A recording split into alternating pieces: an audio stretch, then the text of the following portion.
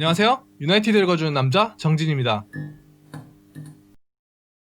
오늘은 다가오는 시즌 유나이티드의 골문을 책임질 두 골키퍼 중 왜 다비드 데야가 아니라 딘 앤더슨이 주전으로 기용돼야 하는가, 그 전술적 이유들을 한번 읽어보려고 합니다. 우선 본격적인 영상에 들어가기 앞서 저는 데야가 유나이티드의 레전드 바늘에 거뜬히 오를 만큼 훌륭한 활약을 펼친 선수라고 생각하고, 또 그에게 특별한 압감정을 가지고 있지도 않다는 점을 먼저 밝힙니다. 레드데빌즈의 한 사람으로서 구단의 가장 극심한 암흑기에 골문을 든든히 지켜주었고, 불과 2시즌 전까지만 하더라도 믿기지 않는 활약을 펼치며 팀을 2위로 말 그대로 혼자 끌어올려 놓으면서 세계 최고의 골키퍼로 거론되었던 것을 똑똑히 기억하기에 당연히 데야에 대한 애정 역시 가지고 있습니다. 그러나 유나이티드가 현재 추구하고 장차 나아가고자 하는 방향과 데야의 특성이 맞물릴 경우 그것이 결코 팀에게나 선수에게나 좋지 못한 결과로 나타날 게 너무나도 뻔하게 예상되기에 레전드에 대한 예우를 갖춰 그를 떠나보내야 할 때가 왔다고 생각하는 것 뿐입니다. 때는 바야흐로 2년하고도 2개월 전 러시아 월드컵이 한창 진행되고 스페인이 충격적인 탈락을 했던 시기로 돌아갑니다. 월드컵이 열리기 바로 직전 시즌에 커리어에서 가장 좋은 모습을 보였던 데야였기에 무적 함대의 수문장 장갑은 당연히 그에게 돌아갔죠. 그리고 데야는 해당 대회에서 끔찍한 부진을 겪으며 스페인 탈락의 주범으로 지목받았습니다.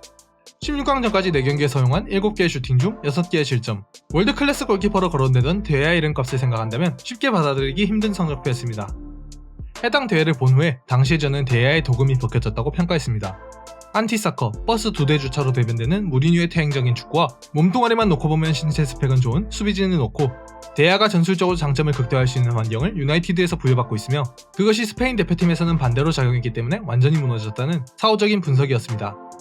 그리고 2년이 지난 지금에 이르러서 그때와 비슷한 부진이 유나이티드에서도 이어지는 데야를 보면서 저는 그때의 제 생각들이 어느 정도 맞았구나라고 실감을 하고 있습니다. 이번 영상은 그 원인을 이번 시즌의 데이터를 바탕으로 구체화한 내용입니다. 사실 지표만을 놓고 보았을 때 데야의 이번 시즌 기록은 그리 나쁘지 않았습니다. 데야는 이번 시즌 리그에서 125개의 슈팅 중 92개의 선방을 기록하며 73.6%의 선방률을 기록했고, 이는 리그 선발 골키퍼 20명 중 토트넘의 위고 요리스, 아스날의 베른트 레노, 그리고 셰필드 임대 신분이었던 딘 앤더슨과 레스터 시티의 카스퍼 슈마이켈에 이은 5위에 해당하는 기록입니다. 450분 이상 출전한 서브키퍼까지 모두 포함한 28명의 선수 중에서는 6위로 오직 아스날의 에밀리아노 마르티네즈만이 데야보다 나은 선방률을 보인 서브키퍼로 앞에 명단에 추가되었죠. 조금 더 엄밀한 분석을 위해 90분당 기대 실점 편차를 살펴보도록 하겠습니다. 기대 실점 편차란 슈팅이 이뤄진 뒤 그것이 얼마나 골에 근접할지 통계적으로 분석한 사후적 기대 실점에서 실제 실점을 제외한 수치입니다. 이 값이 클수록 예상보다 더 많은 선방을 해냈음을, 이 값이 작을수록 예상보다 더 많은 실점을 했음을 나타내죠. 이 지표를 보더라도 데야는 기대 실점 37.5개, 실제 실점 36개로 기대 실점보다 2.5골을 더 막아내었고 90분당 0.066골을 더 막아내는 성과를 냈습니다. 이는 리그 내 주전 키퍼 중에서는 10위에 해당하는 나쁘지 않은 기록이고 450분 이상 출전한 28명의 키퍼 중에서는 12위에 해당하는 기록입니다. 임팩트 있는 실수를 자주 저지르긴 했지만 데야는 그만큼 많은 선방을 보이며 평균적으로는 과학적 분석값보다 더 나은 활약을 펼친 것입니다. 물론 이것은 유나이티드의 주전 골키퍼로서는 다소 아쉬운 기록이고 17-18 시즌 데야가 보여줬던 선방률 80.7%와 90분당 0.21골을 추가적으로 막아낸 기록에 비해서는 확실하게 내려온 기록이긴 합니다. 특히 매주 37만 5천 파운드를 수령하고 있는 데야의 주급을 고려한다면 더욱 그러하죠. 재계약을 할 때 유나이티드가 기대한 골키퍼의 모습은 17-18 시즌 월드클래스였던 데야였을 것이고, 현재로서는 그 기대를 한참 밑도는 것은 분명합니다. 때문에 데야에 관해서 에이징 커브가 찾아온 것이 아니냐, 재계약을 맺고 정신상태가 해이해진 것이 아니냐 등 다양한 추측이 나오고 있죠. 그런데 일반적으로 에이징 커브가 상대적으로 늦게 발생하는 골키퍼 포지션임을 고려한다면 29살의 데야는 지금 한참 전성기를 달리고 있어야 하는 시기입니다. 그래서 전술적인 환경 조성에 문제가 있을 수 있다, 나름의 판단을 내린 가운데 2년 사이에 어떤 변화가 데야의 급격한 폼 저하를 불러온 것인가, 저는 이 부분에 주목했습니다. 위 그래프들은 유나이티드의 공격과 수비에서의 각종 지표를 각각 18-19 시즌 전반기 무리뉴 체제, 18-19 시즌 후반기 소샤르 임시감독 체제, 19-20 시즌 전반기 소샤르 정식감독 체제의 3개의 구간으로 나눠서 그 변화 양상을 기록해놓은 자료입니다. 파란색이 18-19 시즌 전반기 무리뉴, 녹색이 18-19 시즌 후반기 소샤르, 빨간색이 19-20 시즌 전반기 소샤르 체제를 나타내죠. 보시다시피 유나이티드는 안티사커에 가까운 두줄 수비를 펼쳤던 무리뉴 체제에서 소샤르 체제로 변모하며 수비 라인을 끌어올렸고, 메가이어와 안비사카를 영입한 지난 시즌에는 그 변화가 더욱 뚜렷하게 나타나게 되었죠. 그리고 이 변화로 인해 전체적으로 수비지표 전반에서 성장세를 보이고 있지만 라인을 끌어올린 만큼 카운터 어택에 의한 슈팅을 허용하는 빈도가 올라갔고 슈팅 자체는 훨씬 덜 허용하고 있지만 허용하는 슈팅 각각의 X지갑 역시 크게 증가한 상태입니다. 이러한 전술적 변화가 데아의 기량 저하와 맞물려 있다고 추측할 수 있는 것은 기본적으로 데아의 스타일이 골문을 쉽게 비우지 않고 낮은 위치에서 정확한 포지셔닝과 탈인간급 반사신경으로 위기를 막아내는 스타일이기 때문입니다. 이번 시즌 통계를 살펴보면 데아는 박스 바깥으로 나와서 공을 걷어내는 지표인 스위퍼 클리어런스에서 90분당 0.289회를 기록하며 프리미어리그 20개 팀 주전 골키퍼 중 4번째로 낮은 기록을 가지고 있습니다. 일반적으로 라인을 끌어올리고 지배적인 축구를 하는 강팀의 골키퍼들이 해당 지표에서 90분당 1회를 넘어가는 지표를 가지고 있고 대체로 이 지표가 상위권 팀에서 높고 하위권 팀에서 낮게 나타난다는 점을 고려한다면 데아의 이런 기록은 상당히 이례적이죠. 이는 비단 스위퍼 클리어런스에서만 나타나는 문제는 아닙니다.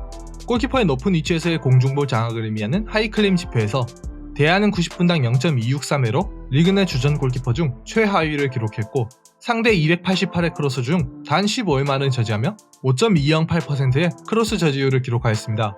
이는 뉴캐슬의 마틴 두브라브카와 동률로 리그 내 주전 키퍼 중 공동 16위에 해당하는 기록이죠.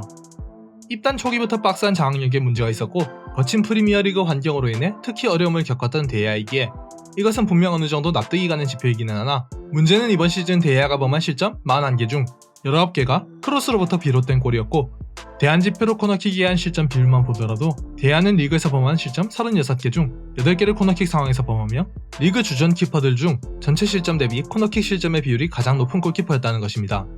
이는 그만큼 측면을 통한 공격에 취약하다는 것이며 박스한 장악력이 부족한 데아의 특성이 왜 문제가 되는지 잘 드러내주죠.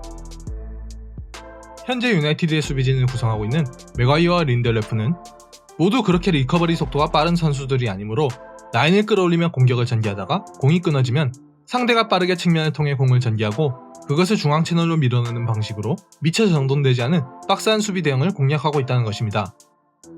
수비수들의 복귀 속도가 느린 상황에서 데아가 그다지 넓은 커버 범위를 가진 선수가 아니고 전진하여 공격을 끊어내주거나 크로스를 잡아내는 시도가 부족한 웅크리는 유형의 골키퍼이므로 이것이 그대로 수비 뒷공간의 노출로 이어지고 실점이 늘게 된 것이죠. 만약 무리뉴식의 낮은 수비 대응이었다면 마찬가지로 볼이 끊어지더라도 수비 뒷공간이 그리 넓지 않고 선수들이 낮은 위치에서 금방 복귀할 대응을 갖추기 때문에 데아의 약점이 잘 가려졌을 겁니다.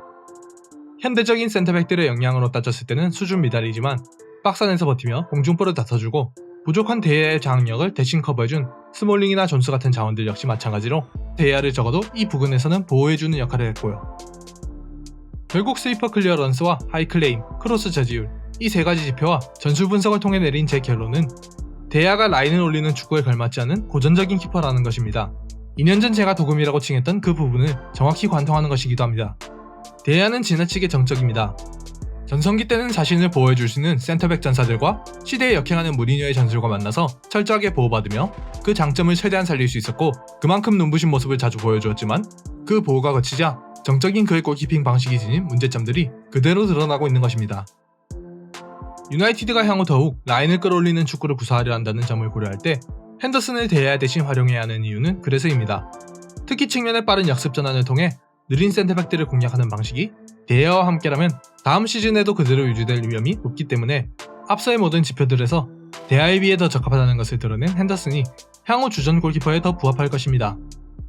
당장 히트맨만으로 보더라도 핸더슨의 박스 장악 능력과 넓은 커버 범위는 데아보다 훨씬 낮고 애초에 빌드업에 도움을 주는 목적으로 활용되는 다른 강팀들의 키퍼와 달리 데아는 그 부분에서 이렇다 할 특장점도 없기 때문에 핸더슨이 이번 시즌 많은 수비 지표에서 데아보다 나은 성과를 거둔 상황에서 데아를 고집해야 할 이유는 고주급자를 벤치에 둘 수 없다는 비전술적 고려이거나 베테랑의 경험이라는 측량 불가능한 지점 정도뿐입니다. 사실 이렇게 분석을 하기는 했지만 현실적으로 맨유가 데아를 벤치로 보내는 것은 어려운 결정이 될 것입니다. 주급이나 상징성 등을 고려하더라도 데아가 이적하지 않는 한 주전인 데아에 핸더슨이 도전하는 형태가 되겠죠. 다만 맨유가 정말로 데아를 주전으로 고려할 생각이 있다면 저는 내년에 바이아웃은 무시하고 웃돈을 주더라도 반드시 우파메카노를 영입할 필요가 있다고 생각합니다.